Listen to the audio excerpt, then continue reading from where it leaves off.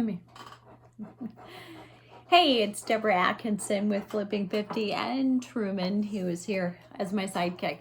But this myth buster is all about a question from a Flipping 50 tribe member. So if you exercise every day, you can eat whatever you want, right? We at some point learned that, heard that, believed it, maybe. And then there are those of you who are watching who are thinking, that was never true of me. If I thought about food, looked at food, I gained weight.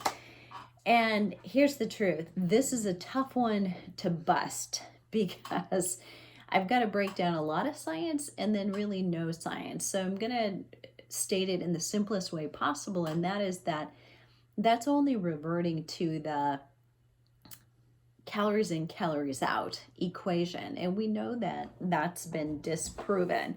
So you know, intuitively, logically, both, that the same number of calories in a piece of chocolate cake with this much frosting on the outside compared to salmon and kale and broccoli or sweet potato, those two might be the same amount of calories, but they get stored and or used in your body very differently.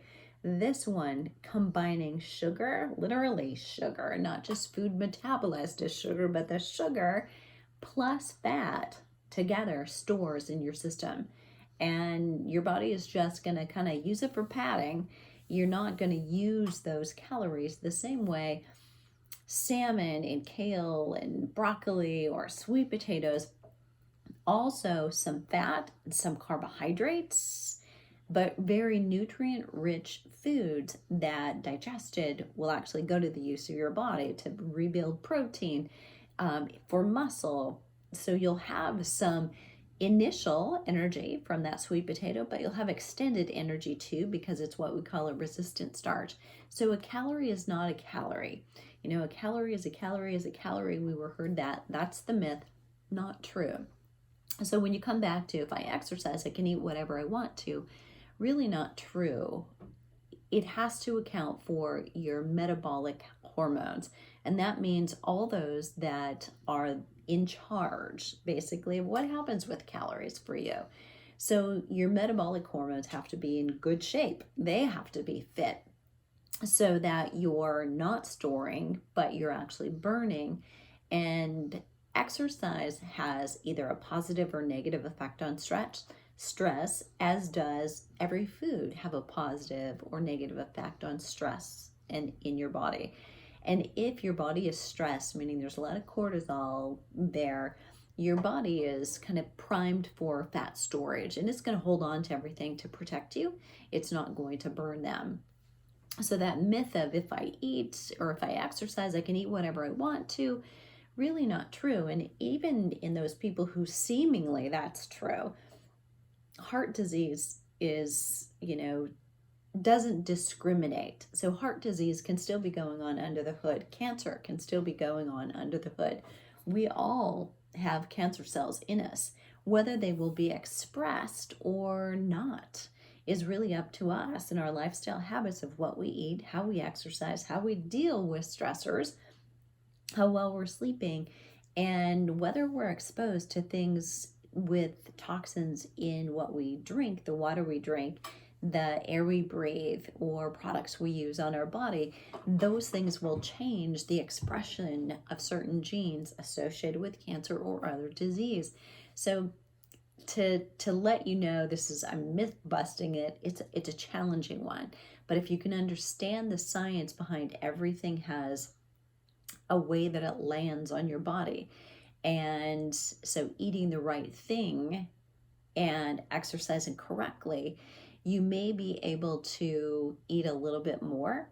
In fact, if you're choosing the right foods, studies say that you can eat about 300 more calories a day without gaining weight, without experiencing much change if you're eating good foods. But if you're eating a lot of that chocolate cake and a lot of that frosting, you can't do that very often without it coming back to bite you in the butt, literally and figuratively both. So that old idea that if you move more, you can eat whatever you want really has gone by the wayside and was never true. It's just that now, today, we have so many more toxins in our environment, and many of us are much more conscious of them. We're consciously buying laundry detergent and cleaning tools for our homes and putting on different kinds of lotions and shampoos and makeup so we're safer overall. And that's smart, but we're still countering all of the things when we didn't know better, that we still have to improve on where we're going. We can't get away with that. I exercise so I can eat. That statement is really needs to be retired. So I hope that helps just a little bit puncture holes in that myth that if I exercise, I can eat whatever I want to. It's probably not whatever you want to. You may have a little bit more latitude, but the better your food is, the more of it you can potentially eat. Even that, though, you can take to extreme. Don't forget, tune in next time because I have another reader question that I'm going to talk about. It's all about the time that you have to exercise, how much you have to spend in order to get better benefits. And I'll see you with that one next.